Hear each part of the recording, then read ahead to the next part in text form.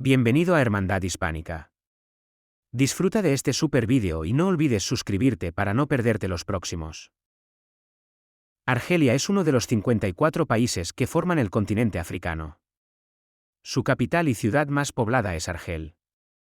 Está ubicado al norte del continente, limitando al norte con el mar Mediterráneo, al este con Túnez y Libia, al sur con Níger y Malí, al suroeste con Mauritania y al oeste con el territorio no autónomo de Sáhara Occidental y con Marruecos. Con 2.381.740 km², es el país más extenso del continente desde 2011 y, con 45 millones de habitantes en 2023, el noveno más poblado, por detrás de Nigeria, Egipto, Etiopía, República Democrática del Congo, Sudáfrica, Tanzania, Kenia, Uganda y Sudán. El continente africano, la cuenca del Mediterráneo, así como Europa y Oriente han sido elementos indispensables para el devenir y enriquecimiento histórico de Argelia. Además, en el extremo sur del país se puede visitar el museo natural más grande del mundo, en el que hay pruebas suficientes para atestiguar la extraordinaria riqueza de la historia del país. Existen yacimientos arqueológicos en Argelia, en los que se han descubierto restos óseos de homínidos de hace 2 millones de años, según los datos obtenidos por arqueomagnetismo. Los investigadores han encontrado allí restos de Homo sapiens sapiens.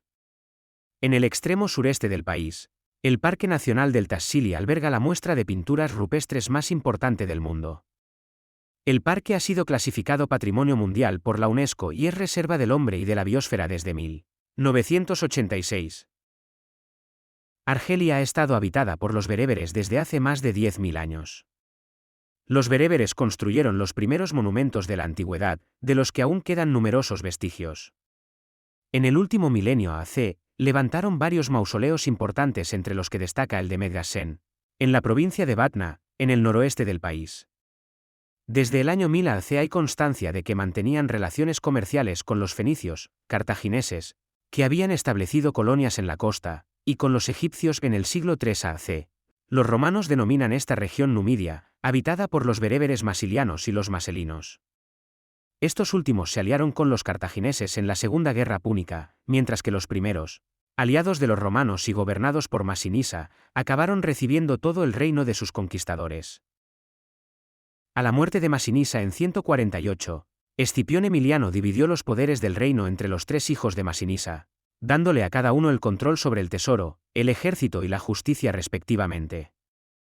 En 113, Yugurta se alzó contra los romanos y acabó derrotado, tras lo cual Numidia fue gobernada por un rey vasallo de Roma hasta que, bajo Diocleciano, se convirtió en una simple provincia del imperio y finalmente volvió a manos de los bereberes hasta la invasión de los vándalos en 430. Los romanos dejaron importantes ciudades en el norte de Argelia, entre las que destacan Yolca Esarea, Tipaza, donde se encuentra una de las necrópolis más antiguas del Mediterráneo, Cuicul, Tubursicunumidarum, Kemissa, Madaure, Tamugadi, Tingat, Diana Veteranorum, Tebeste, Tebesa y Lambaesis. A principios del siglo V, las tropas de Justiniano y expulsaron a los vándalos y recuperaron el reino para el Imperio Bizantino, que lo gobernó de manera precaria hasta la llegada de los árabes en el siglo VIII. La caída de Roma tras la invasión de los vándalos y la inestabilidad durante el período bizantino entrañaron la reconstitución de algunos de los principados bereberes cristianos, que se resistieron a la ocupación de los omeyas musulmanes entre los años 670 y 708. Los personajes más conocidos de este conflicto fueron el rey cristiano Kusaila, que venció a Sidi Oqua Nafa en el año 689, cerca de Biskra, y la reina y guerrera cristiana Dilla, llamada la Caena, que a la cabeza de los bereberes, principalmente los célebres cenetas, infligió, en la batalla de Mesquiana de 693, una severa derrota al cuerpo expedicionario del emir Hassanin en Noman, a los que alejará hasta Trípoli. Tras la conquista musulmana, los ciudadanos del territorio adoptaron progresivamente la religión islámica, para protegerse contra los ataques de los nómadas, y fueron cambiando la lengua románica, descendiente del latín vulgar, con influencia bereber, que hablaban por el árabe. Bereber, fenicio, latín, árabe, español, turco, francés, la mezcla de lenguas, el mestizaje lingüístico, es intenso, dando lugar al árabe argelino, y al árabe magrebí en general, que se mantiene hasta nuestros días. La lengua bereber también ha sobrevivido hasta la actualidad.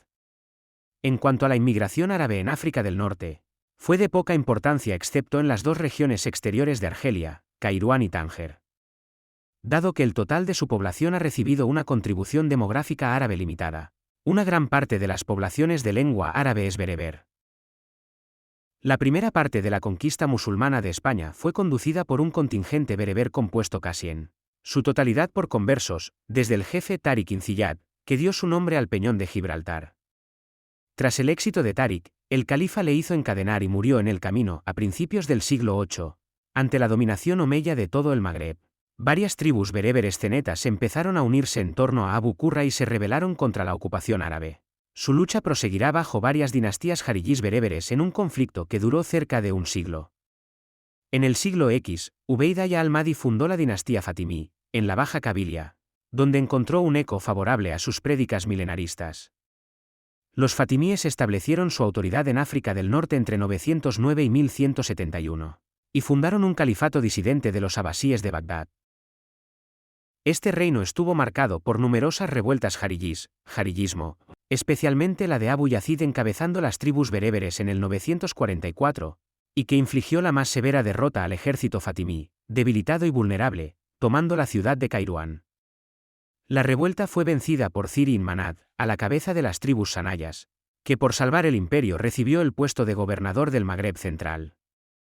De esta forma en 972 los fatimíes, tras la adhesión egipcia, tuvieron menos interés por el Magreb y fue su hijo, Bologhine ibn Ziri, quien heredó el control de Ifriqiya. Los ziríes reinarán en el lugar unos 2 siglos. Ahmad ibn Bologhine, su hijo, gobernó de forma independiente a los ziríes, en el norte de la actual Argelia, a partir de 1014, reconociendo como califas legítimos a los abasíes sunitas de Bagdad, y fundando la dinastía Ahmadí. Los ziríes también reconocieron en 1046 a los califas abasíes mostrando abiertamente a los fatimíes su abandono del chiismo. A partir de 1048 algunas tribus árabes hilalianas del sur emigraron al África del Norte y fueron enviadas por el poder fatimí para reprimir a los ziríes y ahmadíes. En oleadas sucesivas penetraron en algunas grandes ciudades, que saquearon y destruyeron.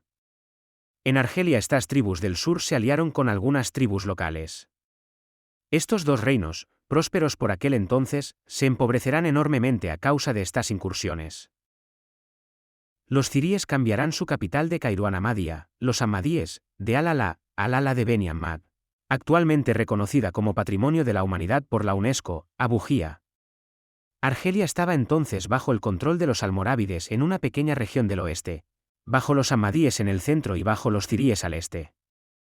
En 1152, una nueva dinastía bereber musulmana, los almohades, vence definitivamente a los poderes reinantes, dirigidos por Muhammad ibn Tumart, su jefe espiritual, al que sucede Abd al-Mumin.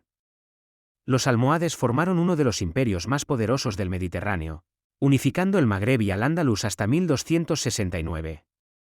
A través de las grandes ciudades del litoral, Bujía, Annaba, Argel, se abrieron al occidente cristiano con el que mantuvieron estrechos intercambios comerciales. Hasta aquí el vídeo de hoy. No olvides suscribirte, darle like, comentar y compartir con tus amigos y familia para que no se pierdan ninguno de nuestros vídeos. Hasta pronto.